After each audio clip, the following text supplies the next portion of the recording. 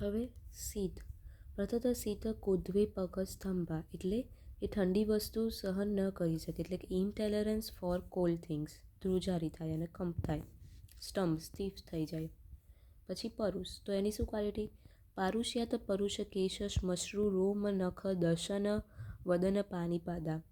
એટલે પારુષ્યાત એટલે રફ થાય, તો rough in the hair of the head. પરુષ એટલે કેસ આવી ગયા એના. પછી શ્મશ્રુ એટલે કે બિયર. પછી face and other parts of the body. પછી નખ એટલે નેલ્સ, દસન એટલે teeth, face, hands and feet. આ બધામાં રફનેસ, બોડીમાં રફનેસ જોવા મળશે. પછી વિશદ એટલે વૈશ્યાત સ્ફુટિક અંગ અવયવ, વૈશાધ્યાત સ્ફુટિક અંગ અવયવ સતત સંધિ શબ્દ ગામિનશ્ય ભવંતી.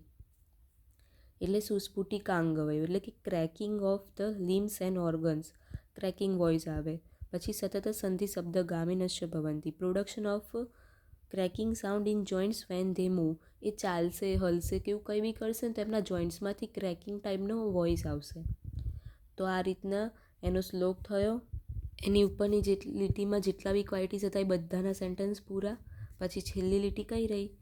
તો કે તમ એવ ગુણમ યોગધ્વાત્વલા પ્રયણ અલ્પબલા અલ્પ આયુશ્ચ અલ્પપત્યાશ્ચ અલ્પ સાધનાશ્ચ અલ્પધનાશ્ચ ભવંતી. એટલે કે એમના જોડે સ્ટ્રેન્થ અલ્પ ઓછી હશે, અલ્પ આયુ ઓછું હશે, અલ્પપત્યાશ્ચ અલ્પ સાધનાશ્ચ બધી ફેટિલિટીસ ઓછી હશે, અલ્પધનાશ્ચ જે પૈસા હશે, મની, એ બી ઓછું હશે. તો યોગધ્વાત્વલા એવમ ગુણ એટલે આ વાતવાળાના ગુણ છે. તો આ શ્લોક કરવાનો છે વિથ મિનિંગ. આવી રીતે છોટું કંઈ નથી લખવાનું છે. પહેલાં પહેલી લીટી લખીને પછી બધાની એક લીટી અને છેલ્લે આ વાળી લીટી.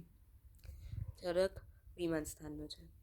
હવે ક્વેશ્ચનમાં એવું બી લખ્યું હોય કે એક્સપ્લેન વાત પ્રકૃતિ એન્ડ અનુપત્વ.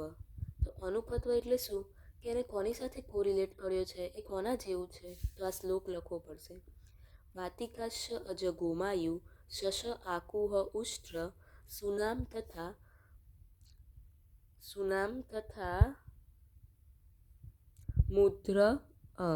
ગુગ્ર કાક ખર આદિનામ અનુકેહી કીર્તિતા નરા. તો એ આ બધા જેવા દેખાશે પર્સન. તો પહેલાં કોણ છે?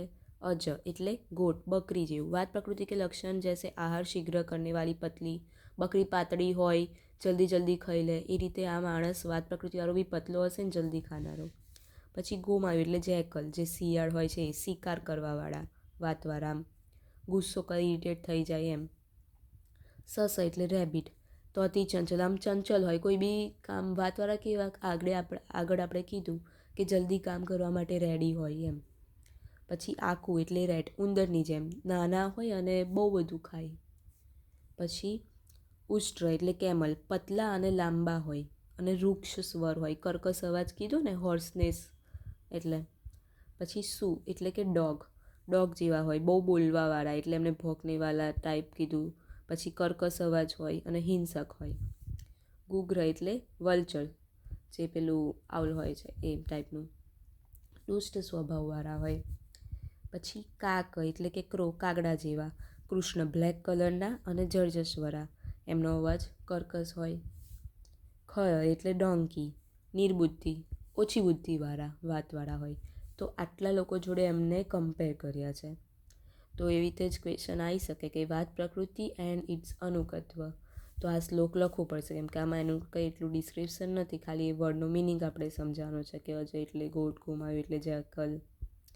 તો આ શ્લોક તો વાત પ્રકૃતિવાળો શ્લોક કરવાનો છે અને આ અનુકત્વ વાત પ્રકૃતિનું.